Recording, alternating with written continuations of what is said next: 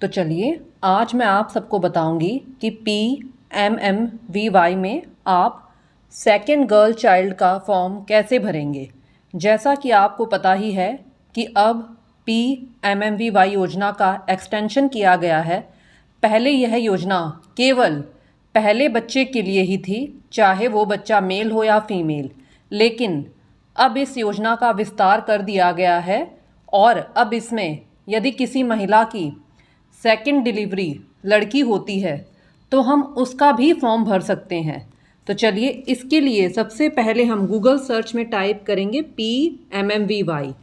इसके बाद हमारे पास जो पहला ही लिंक दिखेगा PMMVY.wcd.gov.in, आप इस पर जाएंगे और इस पर जाने के बाद आप यहाँ से लॉगिन करेंगे और लॉगिन करने के बाद आपके पास कुछ इस तरह का इंटरफेस आएगा।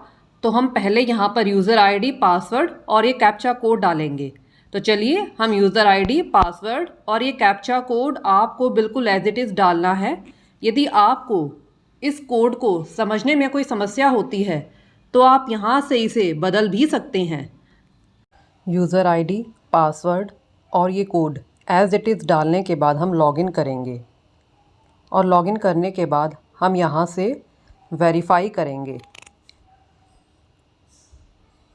और वेरीफाई करने के बाद रजिस्टर्ड मोबाइल नंबर पर OTP गया है तो हम OTP डालेंगे। OTP डालने के बाद हम इसे वैलिडेट करते हैं और वैलिडेट करने के बाद आपके पास कुछ इस तरह का इंटरफेस आता है। तो आप यहाँ पर इन 3 लाइंस पर जाएंगे। इन 3 लाइंस पर जाने के बाद हमारे पास सबसे पहला ही ऑप्शन आता है डेटा एंट्री। तो हमें कोई भी फॉर्म भरना है तो हम सबसे पहले डेटा एंट्री पर जाएंगे। यहाँ पर जो ये एरो बना है इस पर जाएंगे। इस पर जाने के बाद हम यहाँ पर डेटा एंट्री में जो सबसे पहला ही ऑप्शन है बेनिफिशियरी रजिस्ट्रेशन, इस पर जाएंगे और इस पर जाने के बाद आप देखेंगे कि बाय डिफ़ॉल्ट हमारा पहले बच्चे पर ही सिलेक्ट रहता है। तो आप यहाँ से इसे सेकंड गर्ल चाइल्ड करेंगे और आप यहाँ पर ध्यान दें, यदि आप सेकंड गर्ल चाइल्ड फॉर्म भर रहे हैं तो नंबर ऑफ़ लिविंग चिल्ड्रन में आप 2 ही करेंगे। 2 करने के बाद हम यहाँ से इसे टिक करेंगे। हाँ, और एक सबसे ज़रूरी बात, आपको डाउट हो सकता है कि यदि हमारे सेकंड डिलीवरी में मान लीजिए किसी के पहले लड़का है, फिर सेकंड डिलीवरी में उनके 2 बच्चे हो गए, एक लड़का एक लड़की, तो आप उनका किस तरह से करेंगे। तो उस केस में हम यहाँ पर नंबर ऑफ़ लिविंग चिल्ड्रन में 3 करेंगे, बट वो एक्सेप्शनल केस है, मैं अभी आपको जनरल केस बता रही हूँ। तो यहाँ पर नंबर ऑफ़ लिविंग चिल्ड्रन 2 करेंगे।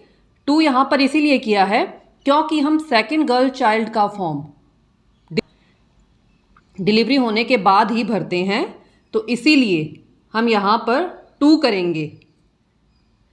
अब यहाँ पर हम लाभार्थी का नाम डालेंगे। तो चलिए हम लाभार्थी का नाम डालते हैं और नाम आपको बिल्कुल एज पर आधार डालना है। यदि कोई लेटर स्मॉल में है तो स्मॉल में, कैपिटल में है तो कैपिटल में। आप यहाँ पर ऐसा नहीं करेंगे, आपने यहाँ पर S बड़ा कर दिया और लेटर छोटे कर दिए। आप यहाँ पर ध्यान दें, आपको नेम बिल्कुल एज पर आधार डालना है।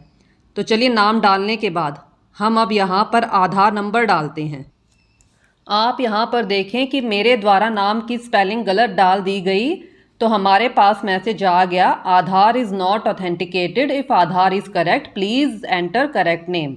तो हम यहाँ पर नाम की स्पेलिंग सही करते हैं क्योंकि मैंने अभी आधार में चेक किया, नाम की स्पेलिंग में मैंने थोड़ा मिस्टेक कर दिया है।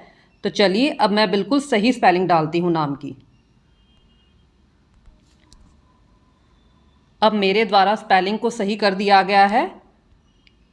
आधार डालने के बाद हमारे पास मैसेज आ जाता है, आधार इज़ ऑथेंटिकेटेड, यानी कि आधार सही है। तो हम यहाँ से ओके करेंगे और यदि लाभार्थी का खाता आधार से लिंक नहीं होता है तो भी हमारे पास मैसेज आ जाता है, get your account seeded with Aadhaar and DBT enabled, यानी कि लाभार्थी का खाता आधार से लिंक नहीं है और DBT इनेबल्ड नहीं है।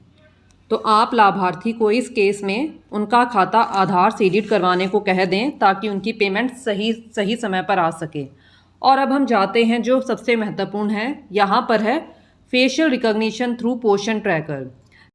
जैसा कि आपको पता है कि अब PMMVY का भी पोर्शन ट्रैकर में इंटीग्रेशन कर दिया गया है कि integration of PMMVY with portion tracker FRS। तो इसके लिए आपको जो यहाँ पर दिख रहा है facial recognition through Poshan tracker, आप यहाँ पर जाएंगे और यहाँ पर जाने के बाद आपको मैसेज दिखाई देता है face recognition of beneficiary has not been done in Poshan tracker, kindly direct the beneficiary to get facial recognition done through Poshan tracker. कहने का मतलब ये है कि इन लाभार्थी का पोर्शन ट्रैकर पर FRS नहीं हुआ है, तो आप लाभार्थी को पोर्शन ट्रैकर पर FRS करवाने के लिए कहें। इस केस में हमारा फॉर्म तो भरा जाएगा, फॉर्म भरने में कोई समस्या नहीं है, सबमिट भी हो जाता है, लेकिन वो फॉर्म प्री रजिस्टर्ड बेनिफिशरीज में पड़ा रहता है और वो सुपरवाइज़र के पास वेरिफिकेशन के लिए तब तक नहीं आता है जब तक उनका FRS कंप्लीट नहीं हो जाता है। तो चलिए अब हम यहाँ पर लाभार्थी की डेट ऑफ बर्थ डालते हैं। डेट ऑफ बर्थ के लिए आप कैलेंडर सिलेक्ट करें। कैलेंडर में से पहले हम यहाँ पर ईयर सिलेक्ट करते हैं। ईयर सिलेक्ट करने के बाद हम मंथ सिलेक्ट करेंगे और मंथ सिलेक्ट करने के बाद उस मंथ की जो डेट है वो सिलेक्ट करेंगे। हमने डेट डाल दी है। अब यहाँ पर कैटेगरी सिलेक्ट करते हैं। कैटेगरी सिलेक्ट करने के बाद हम यहाँ पर लाभार्थी का मोबाइल नंबर डालेंगे।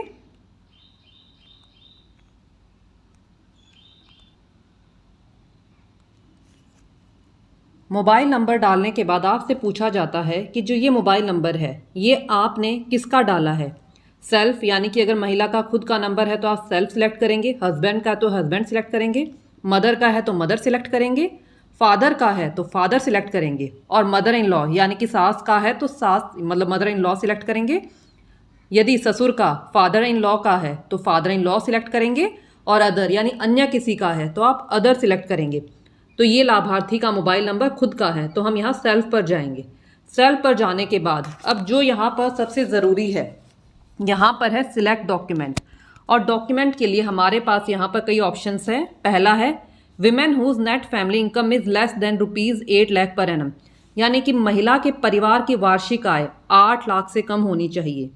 Women holding MNREGA job card, कि महिला के पास मनरेगा जॉब कार्ड है।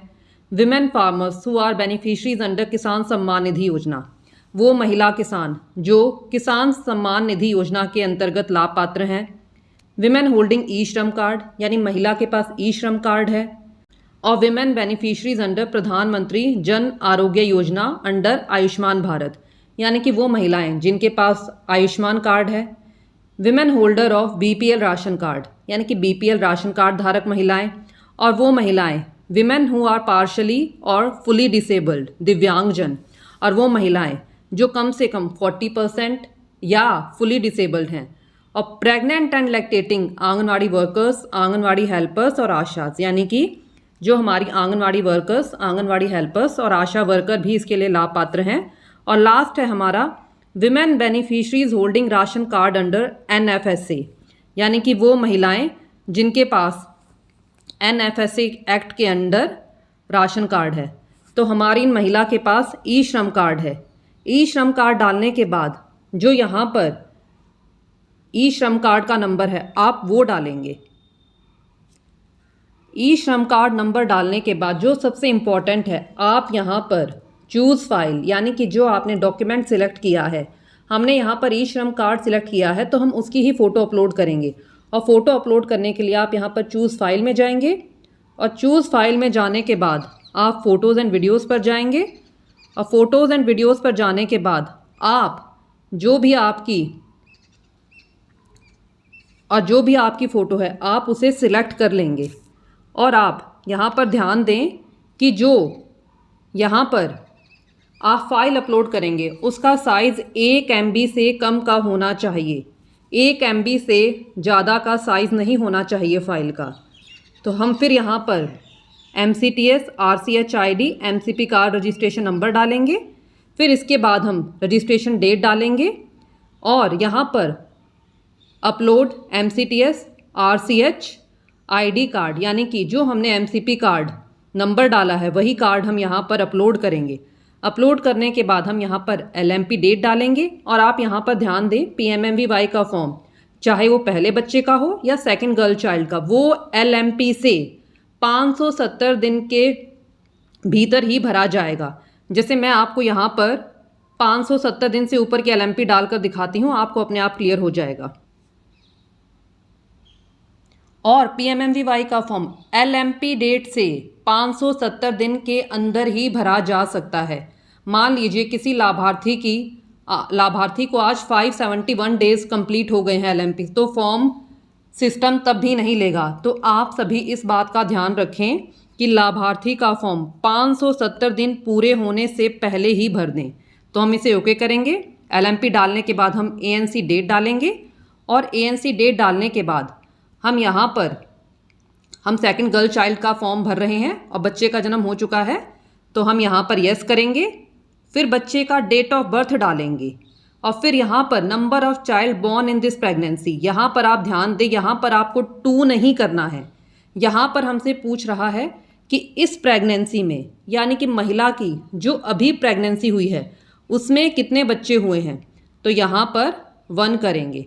1 करने के बाद हमसे यहाँ पर पूछता है type of institute of child birth, यानी बच्चे का जन्म किस प्रकार के संस्थान में हुआ है।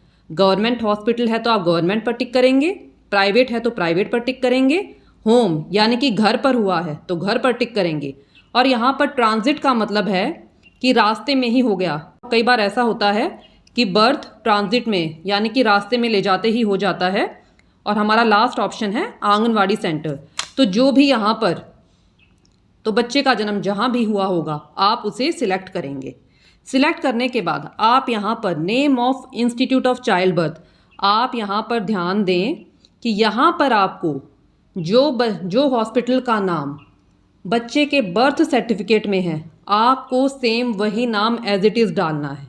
और अब हमसे यहाँ पर पूछ रहा है जेंडर चाइल्ड 1, यानी कि मेरा इस प्रेगनेंसी में एक ही बच्चा हुआ है तो यहाँ पर मुझे फीमेल ही करना है।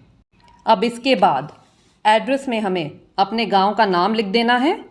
फिर यहाँ से सिलेक्ट विलेज, आपके पास विलेज की लिस्ट आ जाएगी। जैसे ही आप इस पर क्लिक करेंगे आपके ब्लॉक में जितने भी विलेज होंगे उन सभी की लिस्ट आ जाएगी। तो आप इस लिस्ट में से अपना गांव सिलेक्ट करेंगे। फिर आप यहाँ पर गांव का नाम डालेंगे और ये assigned anganwadi centre by default यहाँ पर सिलेक्ट है। और सारी डिटेल्स फिल करने के बाद आप फॉर्म को सबमिट कर देंगे। और आप सबमिट करेंगे तो आपके पास एडिट का ऑप्शन भी आता है। आप जो यहाँ पर कॉलम डिसेबल्ड नहीं है आप उन्हें ठीक कर सकते हैं। तो आप इस प्रकार बड़ी आसानी से PMMVY में सेकंड गर्ल चाइल्ड का फॉर्म भर सकते हैं। और आप जैसे ही कोई फॉर्म भरते हैं आप अपनी कंसर्न सुपरवाइज़र को इसकी सूचना दे दें ताकि वो फॉर्म को वेरीफाई कर सकें। लेकिन आपने देखा कि हमारा जो ये फॉर्म था इसमें लाभार्थी का फेशियल रिकॉग्निशन सक्सेसफुल नहीं हुआ था, यानी कि यहाँ पर अनसक्सेसफुल फेशियल रिकॉग्निशन दिखा रहा था। तो इस केस में ये फॉर्म आपकी सुपरवाइज़र की आईडी पर शो नहीं करेगा। ये सुपरवाइज़र की आईडी पर तब शो करेगा जब इनका फेशियल रिकॉग्निशन कंप्लीट यानी कि सक्सेसफुल फेशियल रिकॉग्निशन दिखा देगा। तो आप सभी, आपके जितने भी लाभार्थी हैं और वो PMMVY के लिए एलिजिबल हैं, उन सब का FRS ज़रूर करें। और मैंने चैनल पे एक वीडियो भी अपलोड किया हुआ है कि आप कैसे PMMVY में अपने बेनिफिशरीज़ का डायरेक्ट फेशियल रिकॉग्निशन कर सकते हैं। तो मैं उम्मीद करती हूँ कि वीडियो आपको क्लियर हो गया होगा। और यदि आपके कोई डाउट्स हैं तो आप कमेंट्स में पूछ सकते हैं।